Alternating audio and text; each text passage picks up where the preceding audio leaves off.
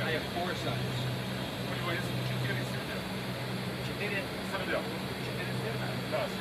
22, 19, 16, and 8.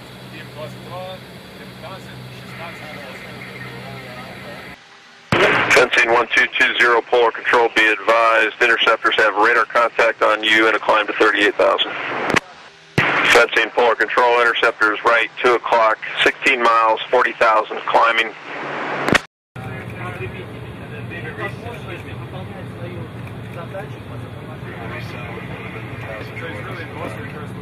There we go. These fighters are carrying out their job, getting to the aircraft, carrying out its job of escorting the aircraft.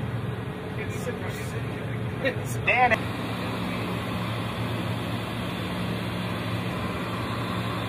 Oh man. Hey Dan, look left. We're breaking off now. We're going to transfer at about 2 hours and 18 minutes after airborne. 2.5 after airborne is when we transfer control to the Russians. Okay. So we're still over the Bristol Bay areas in here. So we're still here. Okay. We've got to fly all the way to this point here, Basat, in the middle of the Pacific. Is where we hand over control to the Russians. Get one of those GPS and then their fighters are going to come up out of the Kamchatka Peninsula or somewhere around there to intercept us once we pass that point. So we've got all this time and space to cover, which is hours of Pacific Ocean to get across. This is where I have us right now, 1940 Ed, which is thereabouts. Yeah, here's where I was looking at, I guess, and then mill-to-mill communication. So the higher headquarters means that it's gone down to Colorado Springs, and Colorado Springs is talking to their counterparts. That's the communication I'm talking about, to give them hours of warning. All right, I saw where... My name is Colonel Todd Balfe, Canadian Forces. I'm the Deputy Commander of the Alaskan NORAD Region, which is one of the 3 regions of the North American Aerospace Defense Command, and our headquarters is in Elmendorf Air Force Base, Alaska. Well, today we're involved in a fairly momentous exercise, an exercise between NORAD, which is a binational command between the US and Canada, and the Russian Federation, and in particular the Russian Federated Air Forces. So what we're doing right now is we are in a track of interest, we call it. It's an aircraft, G4, in this case a Gulfstream 4, which is simulating a Boeing 757 that's taken off out of Anchorage. It's on its way to the Far East. It's going to transit obviously through US airspace, international airspace, and then into Russian airspace. And what we're practicing today is the communication procedure between ourselves, NORAD, plus US civilian ATC agencies, and the Russian counterparts, so that we can pass on information to them about critical air terrorism events to allow them to posture their forces to respond in kind. And then on the way home, in 2 days from now, it's going to be the exact same exercise, but in reverse. It'll be the Russian forces talking to us, our NORAD forces, so that we can position forces. I think it's a fairly significant event. It's a watershed event, you could almost say.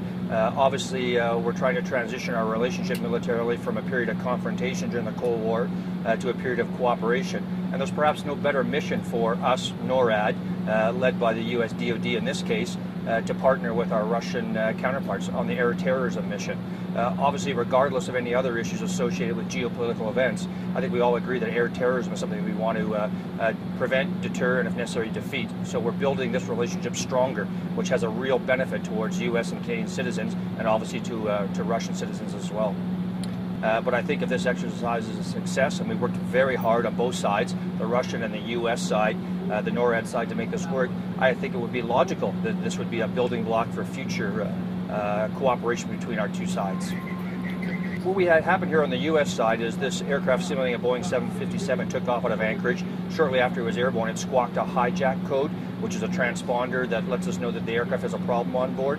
That would trigger the FAA to take action, and of course DoD can take action on its own if it needs to defend the U.S. or the Canadian homelands along with its Canadian forces partners. So in this case, the FAA took action, requested DoD assistance, and at that point the Alaskan NORAD region, which is headquartered at Elmendorf Air Force Base, took action. And for the exercise, it diverted airborne forces. It diverted an E-3 AWACS aircraft from Elmendorf Air Force Base, a command and control platform. It diverted airborne tankers, KC-135s, from the 168 Air Reserve Wing at Alaskan Air Force Base, and what we visibly saw was it diverted 2 F-22s from Elmendorf Air Force Base that are part of the alert force. And they came up to investigate and to shadow the aircraft to see if any assistance was required, and also to escort the aircraft along its planned route. And in this particular case, the aircraft is compliant, which means that it's still following its route. So therefore, we're going to continue to monitor it with the AWACS aircraft all the way into international airspace, and then we're going to transfer the control of the aircraft to the Russian equivalent, the A-50 mainstay. And that's what we saw here physically on the airplane. But what's interesting is what's going on is in the command centers. In our command center in Elmendorf, that information was relayed to our NORAD headquarters in Colorado Springs. That information was relayed across to the Russian counterpart, who relayed that information down to their Elmendorf Air Force Base equivalent, so that all elements are aware of that. And of course, our FAA is doing the same thing with their Russian counterparts. It's all about information passage. And of course, it's going to take many hours for this aircraft to transit the Pacific Ocean. And that's going to give our Russian partners in this exercise time to posture their forces so that they can pick up and receive and escort this aircraft through the airspace on the other side.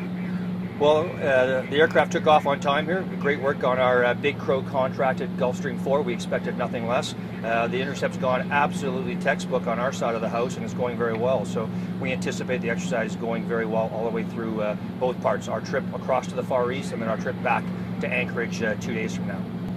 This exercise goes back several years to a discussion between one of the previous U.S. administrations and his Russian counterpart.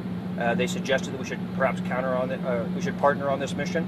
It was tried before and was canceled for political reasons back in 2008. And of course, we've been engaged by the U.S. administration to carry on the exercise again. And I think it's going very well, like I said, and it's going very well for lots of reasons, because primarily it's a mission we all agree on, regardless of any type of political thoughts we might have in terms of the geopolitical situation. Everyone is of the same opinion that air terrorism and air piracy is something that we want to counter, deter, and if necessary defeat. So it's the perfect mission for us to partner on, because we all have the exact same mindset towards achieving that mission.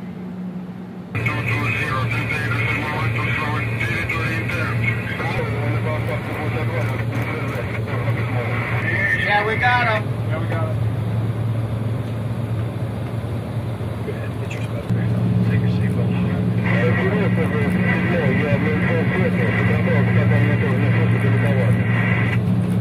That's a big airplane.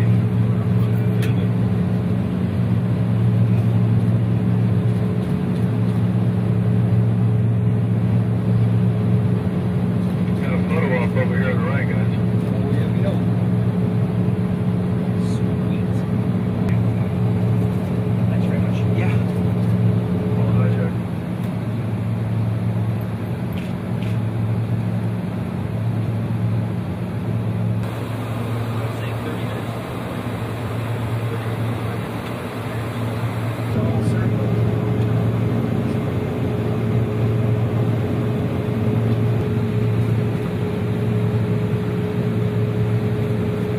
Is that a sight you think you'd ever see? No. Actually, I've seen it before.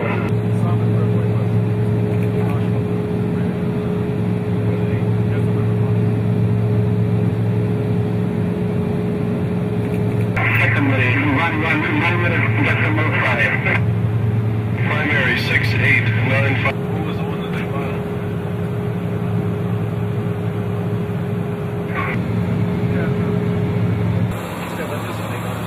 They're still up there.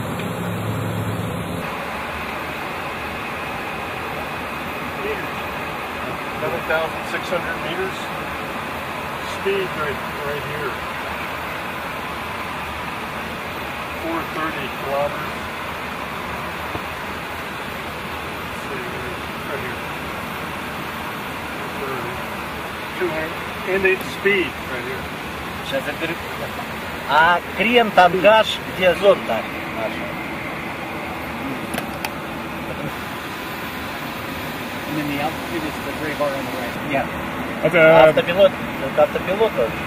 how do you describe attitude? That's the Horizon. Это горизонт там. Это просто Artificial horizon. А вот технологию приготовления пива у вас как-то выдерживают, стараются, или тоже много идет так, чтобы быстро сделать?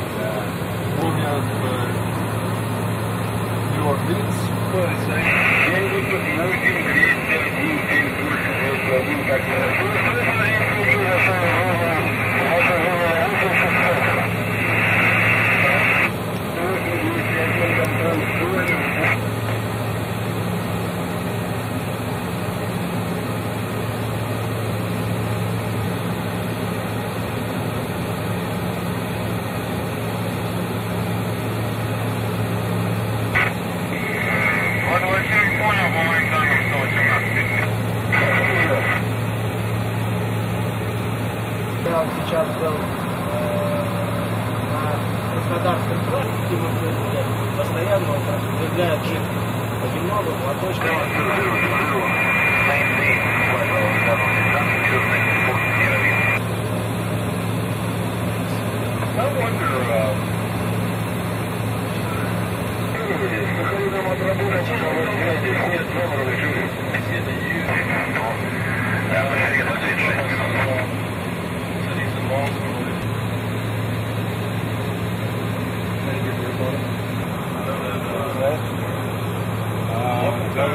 they're estimating the time